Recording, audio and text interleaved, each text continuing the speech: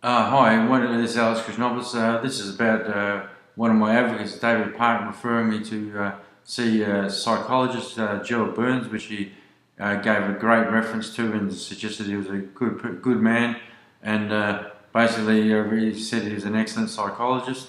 I'd have to agree to some of that.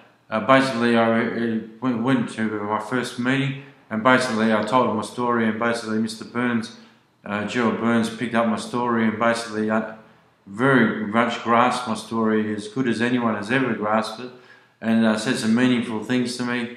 And basically, I think he was very aware from the first meeting that there was nothing wrong with me, and as I spoke very well for myself, and we seemed to get on fine, and I think he understood straight away that there was nothing wrong with me and there was corruption going on.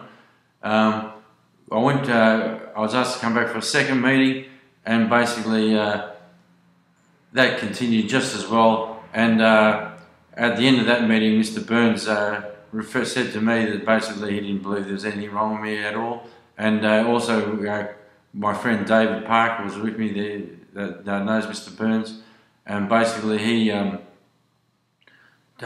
spoke to David, and basically told him that what he said to me. Basically he said there's nothing wrong with Alex, and he was quite confident saying that, and he said that he'd write a letter to Bentley Hospital for me, etc, etc, and he'd give his opinion and pass that on in writing.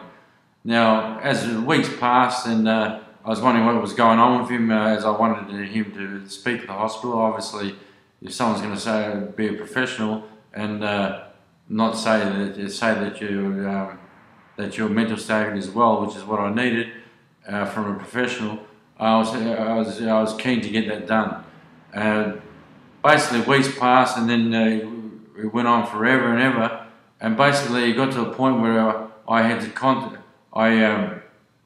I rang up Mr. Burns and recorded the conversations where basically he's concerned when I was on the run from the police again and the Bentley Hospital. And basically I rang him up, and he was concerned about my well-being and my safety, etc. And he understood the corruption was real with how I explained it to him, etc. And in the conversation he expresses lots of concern. And at one stage he says maybe I should leave the country for my safety. The bottom line is that